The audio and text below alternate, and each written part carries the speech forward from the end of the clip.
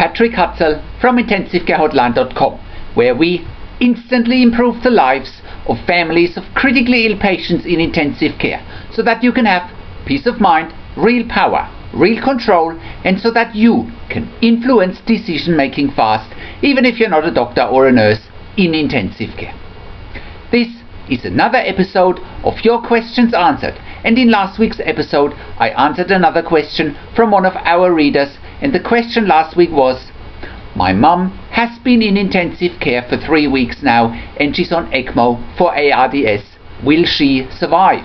And that was actually part 6 of a series of questions of this particular reader, Ellie. You can check out last week's question by clicking on the link below this video.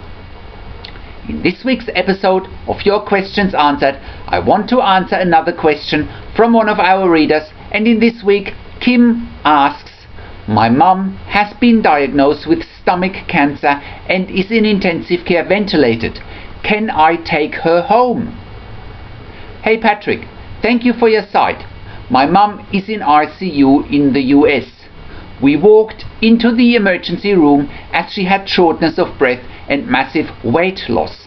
We knew the cause because a few days before she had been diagnosed with stomach cancer from another hospital. They took her into a floor and we talked to oncology, and they were planning to start chemotherapy. Her shortness of breath landed her in the ICU and she got eventually intubated because they say she has pneumonia and probably the cancer has spread to her lungs, but they can't tell me that for 100% as yet. They have tried to wean her over the last 7 days to no avail. Now they are going to do a tracheostomy, and we had dialysis to date as well because they say her kidneys are not working. Also, her liver blood tests are off and she's yellow. I just want to get her off the ventilator or even on a home ventilator and get her the heck out of intensive care. Oncology and palliative care keep trying to get me to stop treatment, and I tell them not to. I am here all the time and I have to watch these doctors and nurses like hawks. I'm hoping she will survive this day so I can get her home. Again, thanks for your site, Kim. Hi Kim, thanks for reaching out and for making contact. Often a different perspective is needed in order to tackle the challenges at hand. And first of all, I'm very sorry to hear what you and your mother are going through. It sounds like you and your family are having a tough time. In any case, here's what you need to know in order to improve your and your mother's situation. From what you are describing, you and your mother have two conflicting views from a medical point of view that you're dealing with. First, there's the intensive care team who keeps to be pulling at all strings in order to get your mother out of intensive care alive. On the other hand, you've got the palliative care team and the oncology team who argue that treatment should be stopped. Contradicting views between different medical and nursing teams in a hospital are quite common, and I have written about this extensively in my free Instant Impact report. Family members of critically ill patients in intensive care therefore are often caught between two worlds, as both teams often have different interests and every team argues that it's quote-unquote in the best interest of the patient.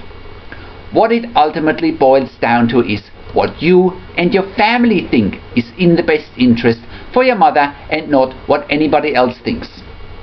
Having said that, you should certainly listen to both medical teams, take in their points of view and make your own decision from there. Here is, however, what you need to know from an intensive care perspective. I understand that your mother has only been recently diagnosed with stomach cancer, therefore it may well be the right thing to do whatever it takes to get your mother out of intensive care alive. If you and your family need time with your mother, then this might be the way to go. If your mother has a real chance to recover, then this is the way to go. However, you also need to look at why the intensive care team wants to go to such great lengths in treatment as to dialyze your mother, put a tracheostomy in and treat the liver failure. For example, does the intensive care team really believe they can improve your mother's situation by going to such great lengths in treatment? Or are they treating your mother because they see your mother as someone who can occupy an expensive intensive care bed for a while and get some revenue coming through their doors, irrespective of the outcome? Another question you should ask the intensive care team is whether your mother has been enrolled in a medical research study without your or your mother's consent. Most intensive care units get millions of dollars through their doors by performing medical research on real patients in ICU, most of the time without them knowing. This is highly questionable from an ethical point of view. You, therefore, mustn't be shy to bring this up. You don't want your mother to be a guinea pig. If the intensive care team is prepared to go to such great lengths in treatment, they either firmly believe that they can genuinely help your mother, or if they don't genuinely believe they can help your mother to improve her situation in the long term, you need to find out very quickly. You don't want to have your mother suffering unnecessarily for all the wrong reasons. Next, I can totally relate to you wanting to take your mother home, and I'm a strong advocate for home care, even for intensive care patients, and I will evaluate on that a little later. In the meantime, with the intensive care team putting in a tracheostomy and putting your mother on dialysis, I can shed more light on tracheostomy and dialysis by directing you to some related articles here. So check out these articles below the video in those links. So the first article you can check out is Tracheostomy and Weaning off the Ventilator in Intensive Care. How long can it take? Next article you can check out is How long should a patient be on a ventilator before having a tracheostomy? The other article you can check out is Why does my loved one need a tracheostomy in intensive care? Also, why do doctors in intensive care insert a tracheostomy after an induced coma? Next article you can check out relating dialysis is why your critically ill loved one might need dialysis or hemofiltration for kidney failure and is having a dialysis machine attached to them. And that's the second part to this question, how long your critically ill loved one can stay on a dialysis machine, and also what's happening if your loved one needs dialysis outside of intensive care. So check out these articles by clicking on the links below these videos. Next, you say that you are basically spending day and night with your mother in intensive care, and I can resonate with you. However, you need to look after yourself. You have no idea at this stage how long this might go on, and your mother needs you one way or another. However, by you getting tired, by you getting little sleep, no rest, and or no proper nutrition, you will be falling in a hole soon, and you are not doing yourself or your mother a favor. Managing your time, managing your energy, and the results you are getting by you managing the people around you are bigger leverage points rather than you spending day and night in intensive care. I have written about this previously as well here. Check out this article, The 3 Most Dangerous Mistakes That You Are Making But You Are Unaware Of if your loved one is a critically ill patient in intensive care. Also, your mother will need you when she is more alert and more awake, and in the meantime you need to rethink your strategies so that you don't have to watch the doctors and the nurses like hawks, like you said before. In order for you to have peace of mind, control, power and influence, you need to start asking the right questions. You need to start proactively managing the intensive care team, and you can't stay in ICU all the time. Most families of critically ill patients compensate for their inability to manage the intensive care team by spending day and night in intensive care and burn themselves out in the process. By the time they have to make some crucial decisions regarding the care of their loved one, they make poor choices because they are burned out, and their emotions is what's driving their choices. Emotions can be a good and a healthy sign. However, when you are coming to the point that you need to make some crucial decisions regarding your mother's future, you want to have a clear head. You won't have a clear head if you spend day and night in intensive care. Here is another article that might help. Be more selfish if your loved one is critically ill in intensive care. Click on the link to read this article below the video. Last but not least, you want to take your mother home on a ventilator. And yes, I am all for home care, even for ventilated patients with tracheostomy. This is definitely the way to go for somebody who has shown that they can't be weaned off a ventilator. However, given that your mother has just had the tracheostomy, it's too early to look at going home as yet. Give it a couple of more weeks and see what happens.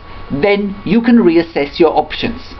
I know you are in the United States, and here in Australia, for example, your mother would be able to go home with specialized home intensive care services such as intensive care at home. You can check out intensivecareathome.com.au.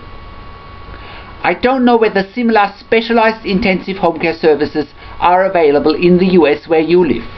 However, in the meantime, you need to focus on you managing the intensive care team so that you can get the results that you want.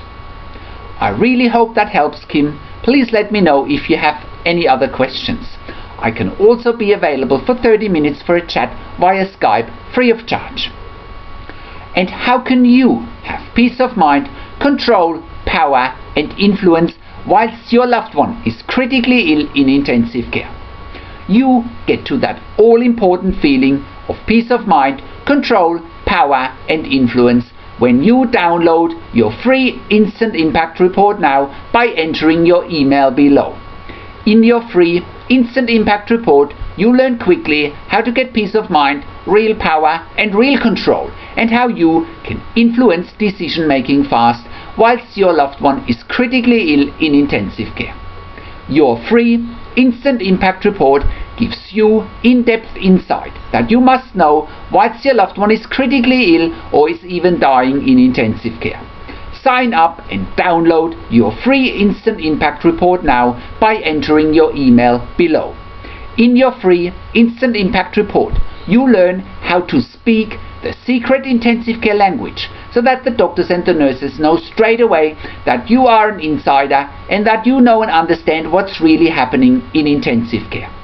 In your free report, you will also discover how to ask the doctors and the nurses the right questions, discover the many competing interests in intensive care and how your critically ill loved one's treatment may depend on those competing interests. How to eliminate fear, frustration, stress, struggle and vulnerability even if your loved one is dying. You get 5 killer tips and strategies helping you to get on the right path to peace of mind, control, power and influence in your situation. You will get real-world examples that you can easily adapt to your and your critically ill loved one's situation. How to stop being intimidated by the intensive care team and how you will be seen as equals. You will get crucial behind-the-scenes insight so that you know and understand what's really happening in intensive care and how you need to manage doctors and nurses in intensive care. And it's not what you think. Thank you for tuning into this week's Your Questions Answered episode, and I'll see you again in another update next week. Make sure you also check out our blog section for more tips and strategies, or send me an email to support@intensivecarehotline.com with your questions. This is Patrick Hutzel from intensivecarehotline.com, and I'll see you again next week with another update.